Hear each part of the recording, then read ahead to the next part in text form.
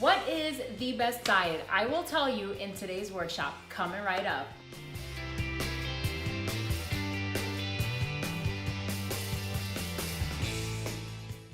What's good, guys? Naomi here, the Healthy Habits Coach with NaomiRios.com, your premier source for best practices on brain, body, and balance. And in this channel, I empower you to transform fitness into wellness through habits, balance, and discipline.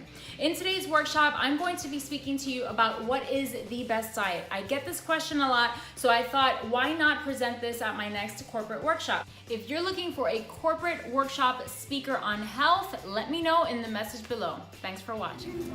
How do you guys feel about your nutrition right now? Awesome. I love Awesome. food. You have You lost what? 32. I mean, I know you've lost. Oh, That's awesome. keto. Really, very good. And that's working for you. Very much so. Good, good. And see, one of the things that I want to speak to you about today, if you're here today, it's either because you feel you can learn a little bit more, or you've tried some diets before and failed, or you feel you can tighten some things up a little bit more.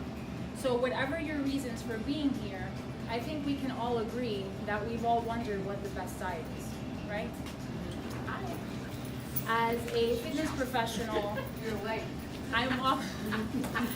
as a fitness professional, I'm often asked this question, but it doesn't always come in this actual question. It's usually more like, well, what do you eat? Or what do you have for breakfast? Or what do you think I should do? Like you just asked me, well, what do you think I should do for my pear-shaped body, right? And that is because it's hard. We have a lot of selections that we can actually select from. If you do a search on Amazon alone, you get over 60,000 results on diet. So it becomes a little mind-boggling when trying to choose, well, there's so many, what's the right one for me? What should I do for me? And I wanted to share with you a few of the ones that I saw that I thought were kind of funny but awesome at the same time. Some of these you're familiar with. We don't want the devil's diet, but Jesus, we can work you out. Oh, yeah. You can eat like the caveman, which is basically the paleo diet, right? A lot of meat, a little bit of fat, and very low carb. You can eat like a skinny wench. You can eat like a cow, which is more like vegetarian, right? Okay. Or you can eat like Jesus. You can eat like Jesus ate, which if you come to think about, Jesus ate bread, which he was before the Paleolithic era, so it kind of trumps a little bit of the knowledge of the paleo diet, right? Yeah. So you could either do that, or you can become a slimmer sinner. Oh my Right? goodness. And if you're a bit afraid of all of the meat that a lot of these diets propose, well, you can always opt for seafood with the Mediterranean diet, right? You can either do shrimp or salmon, but sometimes you're wondering, well, what if the fish is farm raised, right? Yeah. Or what if the shrimp aren't wild caught, right? Or what about the mercury? So you may want to try a low sodium, low fat diet, which is the DASH diet. Or you might want to try the keto diet, because who doesn't love fat? I love fat. We all got it. I like that. Right. No, I don't like fat. But what if you like carbs and you miss your carbs, right? So then there's the carbohydrate diet. And if you're mind boggled by all of these diets, maybe you just don't eat. And you just stop eating, right? And this one in particular doesn't work that well for me because I love to eat. So that's definitely something that you need to take into consideration when choosing your best diet. Now, is there a universal best diet for everyone?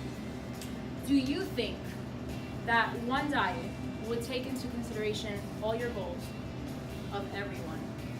The body type of the person, their health conditions at the moment? That's a little difficult, right?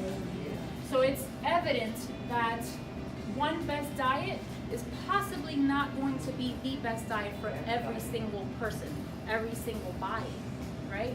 So we have in a lot of them diet commonality, and we'll discuss that a little bit further in the presentation. But one of the things to take into consideration is the diet that you're doing right now is it a short-term strategy and you're expecting long-term results? Or is it something that you can see yourself doing forever and ever and ever and ever? Okay? Because that's really what it comes down to. Now, in the JAMA, or Journal of American Medical Association, they had this article for medical professionals, and it was called A Call for an End to the Diet Debates. And that's, I wish it would have been for the fitness professionals, right? Because I think that most of us are the ones that promote one particular diet and this one over other. So in this article, or in this study, what they did was that they analyzed several people. They put, for example, Natasha, you would possibly be on the keto diet, and Michelle, you would probably be on the carbohydrate addicts diet. Joyce, you could be on the Jesus diet, right? And so on and so forth. But ultimately, what a lot of those diets do is that they try to modulate your macronutrient levels. Macronutrients are proteins, fats, and carbohydrates. So ultimately, if you are on a low-fat, high-carb diet, then you'd be having lower fat or lower macronutrient of fat, higher macronutrient of carb, right? So that's basically what different diets promote. We'll eat more of this, less of this, etc. So this article took that into consideration. And one of the things that I loved about their conclusion, and I took this directly from the article, it said the only consistent finding amongst the trials is the adherence, the consistency. The degree to which participants continued in the program or met program goals for diet and physical activity was most strongly associated with weight loss and improvement in disease-related outcomes. So adherence to whichever diet camp you choose to follow is by far the number one component of whether you will be successful or not. Therein, again, is why you want to take into consideration, am I going to be able to do this diet forever? Okay? And one of the things that it also said, that one of the reasons why there were so many diets, you saw over 60,000 results, is because of commercialization of these diets. If I write a book that I now label the Rios diet, right? I have the potential of making my own rules and having you buy my book or having you join my program. I would buy it. Right? Thank you, Joyce. Me too, sis. So I have your vote. So it's one of the first things that you think about. There's so many diets out there because they're commercial. Yeah. Okay? It's true. But again, the poor adherence to whichever diet you choose. I mean, think about it. If the diet worked, why would you have to go back on it? Right? So if you showed poor adherence to that particular diet camp, then maybe it's not the right one for you. Okay? I loved this study. So is it not that because when people go on diets, like you said, it lasts, like most diets you have to be on forever, the rest of your life. But I always say it's like, it's a lifestyle change. So if you're eating, your habits will like be, I'm a bad snacker, and not good snacks, I get bad snacks, right?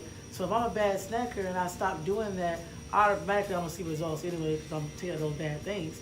But I gotta keep doing that same thing. I can't stop. Right. It's gonna work for a little while. Like I can wear my white jeans. I always wanna wear in my closet. And then after I get back to snack again, I'm like, dang, I can't get no jeans no more. Exactly. So anything that you do, no matter what it is, Exactly. you have to keep doing it because it has to become a lifestyle. A 21-day habit, it returns to the rest of your life. Well, we spoke about that last week.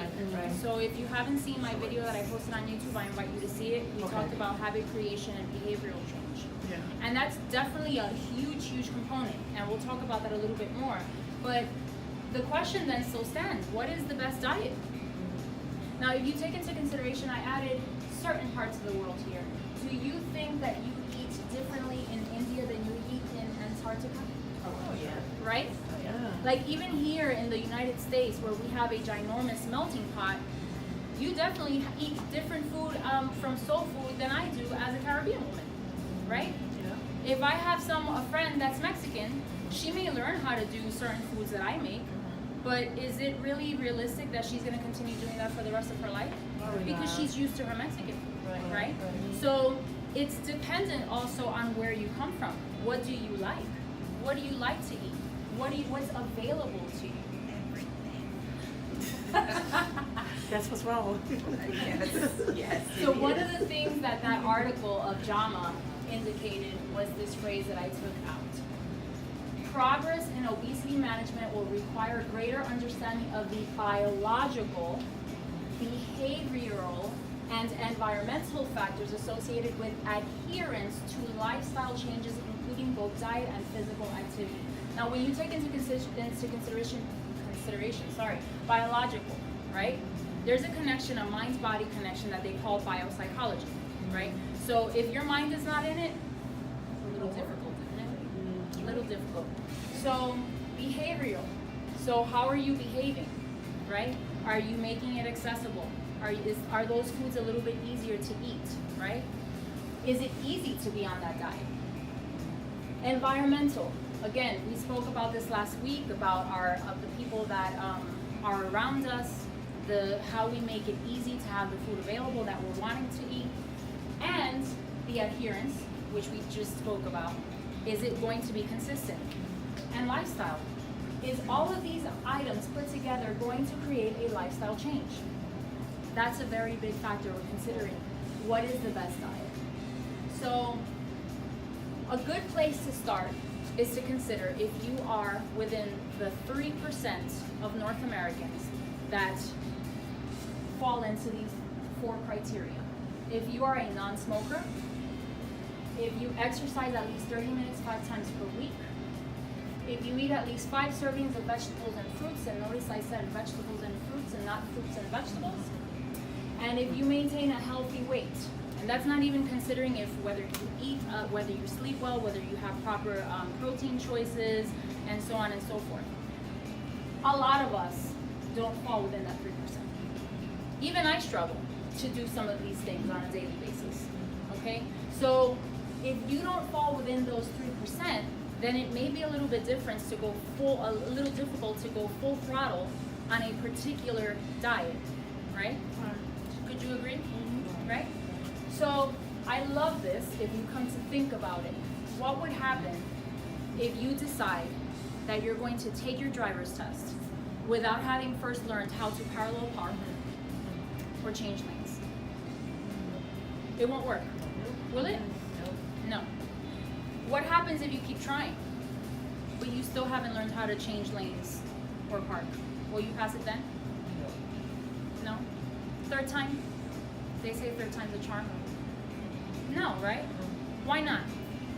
If you're gonna have to have fundamentals, understand. Exactly. So the fundamentals. And does that mean that you're going to learn how to drive, change lanes, park all in one shot? No. Right? It usually takes a few, and even after they give you your license, you're still a little bit shaky. You're still learning and I'm trying still to. trying to learn how to parallel park. I've been driving forever. I'm telling you. I'm telling you. You're like, in there. So that's definitely something to consider. The fundamentals. Right. So let's take into consideration the diet commonalities, the common parameters that fall within many of the different diets that we take into consideration, whether it's keto, paleo, whether it's high carb, etc. Most of them will come with it nutrition awareness. You're more in tune with what you're eating. You're trying to eat less junk food. You're trying to watch what you eat. Food quality increases, right? So you're eating less stuff that's prepackaged, less stuff that's man-made, and more things that are whole food, right? And that, as you can see, more unpacked, unlabeled, less prepackaged ingredients list, okay? Nutrition deficiencies. When you start eating whole foods, a lot of nutrition deficiencies are addressed, right? Appetite satiety. So you tend to be more satisfied because you're eating real food, so you eat less. So you're controlling your food intake. And most of them will tell you, hey, you know, now that you're eating like this, maybe it'd be a good idea to get a little bit of exercise in, right? So that's definitely something to consider again. All of these parameters are things that are very common within all diets. But the very best diet is the one that works for you. Not the one that works for you, the one that works for you. The one that takes into consideration whether you're a vegan, whether you're Jewish and you can't have certain foods. The one that takes into consideration your family. If you have to cook for your family, you're not going to cook something different for you than you would for them. And so on and so forth. Will your eating change on the weekends? If it's going to change on the weekends, and it most likely will, right? Because our routine is completely different during the week than it is during the weekend. Will it fit in our weekends? Or will it create additional stress?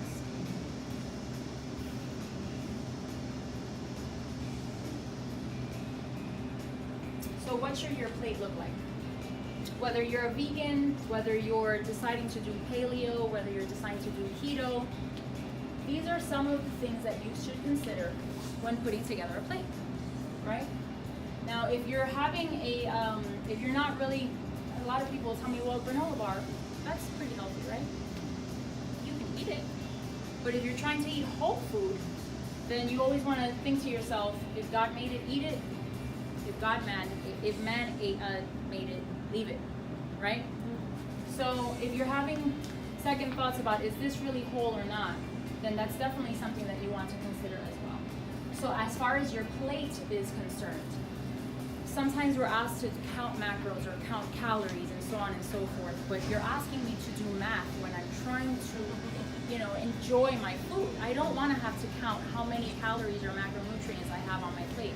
So this is a bit of an easier way of calculating what you have, and again, depending on if you're a man or a woman, that's how you would calculate that. You're going to get a PDF and a printout of how to put a plate together after the class, okay? Healthy eating can become unhealthy when you become obsessed with every little thing you put on your plate, right? If there's no room for brownies and kitchen sink cookies, I have a problem with that. I love brownies and kitchen sink cookies, right? And I want to be able to eat those from time to time.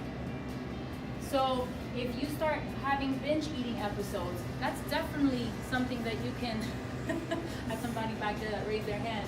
If you start having binge eating episodes, you know that maybe you're being a little bit too tight on the reins on your diet. So how do you start? If you've gone through those things, if you've gone through the binge eating, through the being too OCD about your food, this would be a good place to start. So if you see yourself, I have a lot of knowledge of nutrition, I know what I'm doing, I know about this, that, and the other, that's great, but are you consistent? Because if you're not, you are still considered a beginner. And as a beginner, you can choose just one of these items here, possibly eating from a smaller plate. Take extra 15 minutes to eat your meal. In other words, eat a little bit slowly. Eat at least 4 servings of vegetables in a day, and so on and so forth. It's actually easier to read. Right? Yeah, it is. So you want to choose one thing, master that one thing only, and then move on to the next. Because diets are easy. Diets are easy. Have you ever been on a diet challenge? It's very easy to stay motivated for 4 weeks, 5 weeks, 6 weeks. You're on that challenge. What happens when the 6th week ends? You go back to what you're doing. After I get my paperwork with Sharita. To celebrate. To celebrate. To celebrate. Exactly. Get the donut, celebrate. Exactly. So I want to leave you with that thought. Diets are easy. Lifestyle is hard. Yes. So try to put these into place before. Ask yourself, what would be a little bit better than I do today? And what would be a little bit worse? Because last week we talked about getting 1% worse every day. That would actually be a word of proof. So that's definitely what we want to talk about and think about from here on forward. And I'm going to be providing you guys with a bit of a cheat sheet. Sharita has some there for you so that you can learn how to master your meals. And again, this is just supplementary. You always want to refer back to these rules first. Okay? If you guys have any questions, I will entertain them at this time.